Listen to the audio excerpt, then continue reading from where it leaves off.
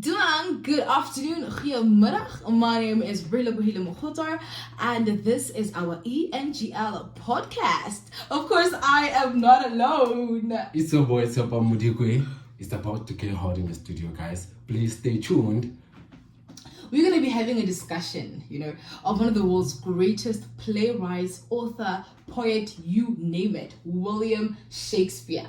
We're going to be talking about his famous play, The Tempest. The Tempest. Shakespeare, that play is one of the plays that Shakespeare wrote as one of his last plays, actually. Because after he wrote that play, that's the moment he dropped the pen. Do you believe that? Well, I did not know. Did you know that? You did not know that either. Actually, again, it's one of the shortest play. I'm basically giving you the background here, guys. That's how the play goes. Shortest play and quiet classic. Trust me. Classic indeed. And I feel like what also makes it very classic is the themes in the play. I mean, we have the themes of revenge and forgiveness. We have illusion versus reality. And there's so many more themes. Definitely, we have the likes of supernatural and magic, revenge and forgiveness. You can name them.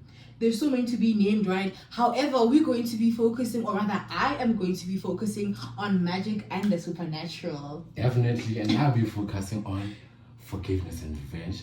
Again, power and control. Power and control. Yeah, sounds power and control. very interesting. I feel like that's one of the things that are the highlights. Okay, really, I heard you mentioning the fact that you'll be talking about the themes of supernatural and magic. Can you please tell me about them? Definitely, I will be discussing how magic and the supernatural is shown in the play The Tempest. So first and foremost, I'm going to be starting with the definitions of magic and the supernatural. Okay. What is magic? Do you know what magic is? Magic? I think I know what magic is, but can you please tell me? Let me tell you what magic Tell me what magic is. So magic is the use of spells, supernatural powers to manipulate a certain reality, your living and natural reality. Okay. That is what magic is. And then supernatural is the forces that exist outside the natural world, outside the scene, outside what you and I see on a daily basis. Okay. That is what supernatural is. Okay, really, can you tell me and us how are the themes shown in the play? Definitely, I'll tell you how the theme of magic and the supernatural is shown in the play The Tempest. But I'm going to be focusing a bit more on the protagonist, which is who? Prospero. Okay. Yes, because the theme of magic is shown in the very beginning of the play, where Prospero creates a storm. Unfortunately, he creates a storm with a ship that has all the great men of the place. All right, and then the theme of supernatural is shown through the likes of Ariel, who is a spirit that serves Prospero on the island. We see supernatural also through Caliban, because he is half man, half beast, and in the natural world it is very rare to find something like that. Exactly. Something like that. So rare. Yes. And then also the theme of magic is also shown through what Prospero does, his magical abilities, his powers, how he has control over Caliban, how he has control over Ariel. So those are how the themes are shown in the play. Okay, really, can you at least tell us if are there any imageries, symbols, etc.? We do have symbols in the play that show and also emphasize the themes of magic and the supernatural. For example, Ariel and Caliban, clear symbols of the supernatural. Exactly. And then we also have things like garments, cloaks, magical books. These are all used by Prospero, right? We see the garment in the very beginning of the play, the first act rather, where he's having a conversation with his daughter Miranda, and he says it says he took his garment and left the room, right? So that's where we see the imagery of garment. And as we know, garments are mostly worn by magicians. So that also adds on to the themes of magic and the supernatural. Again, on top of that, the island, the setting of the play is also very important, because it also just has the supernatural, tint to it. Because what do you mean things are happening at this very island? Can at least, indeed, there are symbols. You've mentioned many symbols. So can you at least be specific? Can you at least tell us how the theme supernatural is depicted in the play? The supernatural is shown in the play through Ariel, the island, and Prospero's magical abilities. Through Ariel, we get to see that he can actually manipulate people without them being aware that someone or something is manipulating them. That's unbelievable. Exactly. So that's when we see the theme of supernatural. We also see it on the island. This island is scary. It does things that people don't understand. At night there are sounds, there is movement. However, the characters cannot understand what exactly is going on the island, which is what we could explain as supernatural, because you never see it with your physical eye. Again, to add on, Prospero's magical abilities also add on to the theme of supernatural, because what do you mean you can just stand and make a storm and create the tempest? How? How? Exactly. So that's where we also see the theme of supernatural, because it can't be explained, it can't be seen, but then all of a sudden there is now a tempest. Okay, I heard you mentioning the fact that Prospero can do mysteries, the fact that he can do magic. Can you at least tell me about the pros and cons of Prospero's magical abilities? Definitely. Most readers, I could say, or rather myself included, I only thought that Prospero's magical ability is only positive because he's basically fighting for himself. However, it has pros and cons as well, right? Because now, yes, it's good because he's defending himself, he's getting back to his enemies, he's just now making them regret what they did to him. But then it's also bad to a certain degree because he now has grudges towards those people. He's not living his life authentically, but living it to hurt other people and just revenge towards the other people, which is not good. So his magical abilities do have the pros and the cons. Also cons is that Miranda is also always so confused about why is her father, like this? Why are you like this? So that is another con that his magical ability has. Hey guys, I feel like almost everything has to come to an end. Yes. Which is what happened to Prospero and his magical abilities. Can you at least tell us what led to him deciding to lose all the fortune, being able to perform magical things? That's something. That's out of the world. Definitely. Like, there's always had to be something for you to let go of something else. So the events that led to Prospero letting go of his magical dependence was when he learned that he has to forgive and move on. Right? What happened was now Ariel manipulated Alonso and Antonio, got in their minds and just made them feel a sense of guilt and regret towards what they did to Prospero years ago. And then after that, they obviously started feeling, a sense of remorse and all of that. And then Prospero now, Ariel still works in his mind and ensures that now he has a sense of mercy. Now he doesn't want to fight anymore. He's not filled with rage anymore. Actually, is Ariel the main reason why Prospero led all these magical abilities? No, Ariel is not the only reason.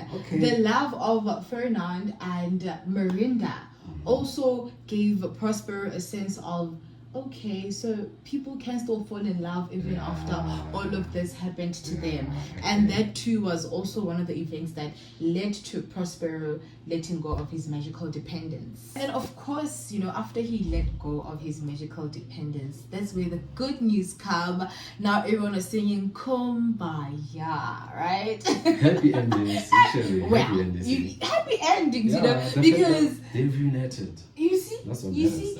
So lastly, magic and supernatural has led to the forgiveness and the reconciliation of the characters in the play, right? Because Prospero, I want to believe that he also missed having companions and siblings, and a sense of family around him. So he did eventually say, you know what, I'm going to let go of all of this and forgive and reconcile with his brother and his companions of the past. I feel like he had to, there's no way you're going to survive. Lonely at the island, no family, this is the lives of Caliban. You can't survive with Caliban. So he had to reunite with his loved ones. Exactly, and so that is how the theme of magic and the supernatural is depicted. And at the end, through magic and supernatural, there is some sort of reconciliation and forgiveness, which is now what I want to hear coming from you. So certainly, please do tell us more and discuss with us about revenge and forgiveness, because all that we know now is nothing but magic and supernatural. Okay, so as you mentioned the themes of revenge and forgiveness, where in the play are they depicted? Like, where can we see these themes? Okay, guys. Let me start with revenge. Revenge is depicted at the first scenes, at the first moment of the play. I mean, the play begins with the tempest, which is the storm created by Prospero and Ariel. I feel like that shows the plot of the revenge. I mean, the reason he does that is because he wanted to bring all the people who wronged him closer. I mean, the ship was carrying Alonso, his brother, the king, everyone who betrayed him. So the reason why he created the tempest is because he wanted to bring them closer. Moving on, I feel like revenge is evident. There's this part where Prospero decides to create a fake banquet. I mean, it's been days. Alonso, along with his companions, they've been walking through the island, no food, no water. So imagine seeing a banquet, a table full of food. Yeah. Good food, by the way. Good food, by the way. I mean, after you walking miles without having anything to eat, then the moment you try to eat that, the food disappears. And after that, I remember Ariel appeared and he started to remind all these people who were planning to eat the food about their sins. That thing, I feel like, is psychologically damaged them. I mean, they were disappointed. They were expecting to eat something. Out of nowhere, someone appears and blames them of their sins. I feel like, that's where Prospero was trying to psychologically get his revenge in a way. So again, like, revenge is not only depicted through Prospero. I mean, we have another characters like Caliban. Caliban, who is half animal and half beast. Yeah. So Caliban was definitely meant for the fact that he's now being controlled at his mother's land. I mean, he believed that the land was given to him by her mother, so now he's being treated as a servant. Yeah. Oh, I get the island was rightfully Caliban's. Yeah. Okay. So yes. That's why he's now mad. So he's starting to plot revenge against Prospero. So at this day, he's busy collecting wood. He met with other companions. I mean, 2 guys. That's where he started telling these guys about his plan of actually getting rid of Prospero. He told these guys about the weaknesses of Prospero. That's where he starts to plot revenge. I mean, him telling these people about the weaknesses of Prospero in order for them to take all the powers they have. I mean, they were talking about banning all the magic books, everything that he can do to control him. So I feel like there, Caliban was actually planning revenge against him. Oh, okay. So like we basically also see revenge through Caliban plotting against Prospero to overthrow him. Yeah. Oh, okay. I mean, he's definitely not happy. I mean, you can't be a servant and Who would be happy? Yeah, so he's not happy. Yeah. So he's not happy because of that. But here comes the happy part. Everything comes to an end. That's the happy part. I'm going to tell you the happy part of it. Everything comes to an end. I mean, at first he was still about holding grudges, planning revenge against them.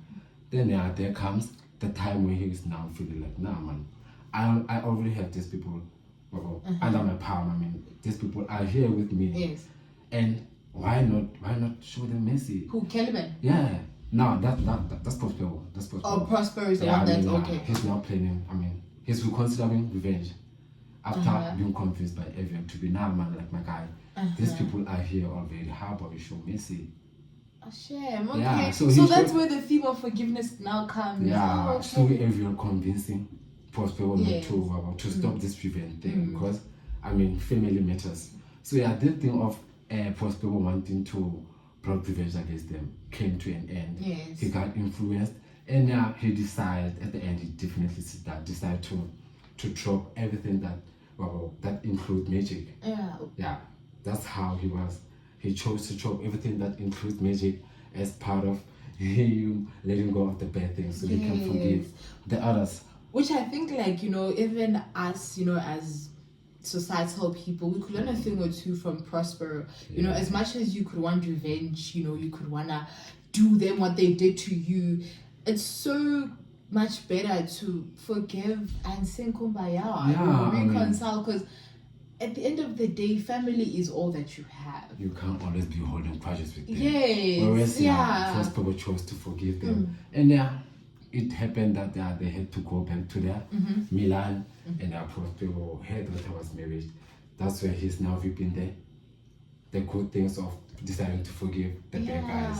Yeah, that's how it happens. That's how the theme of forgiveness and revenge came into play. Wow. Moving on to the theme of, I feel like this other theme that we have to touch on, the theme of power and control. I mean, Prospero is powerful. Definitely, he's powerful. He was powerful because now he let go of his magical abilities, I guess. So now it's like he was powerful, and then Ariel, supernatural, worked towards his mind, and then instead of the revenge he wanted, he chose to forgive. Actually, Ariel is the one who's powerful here.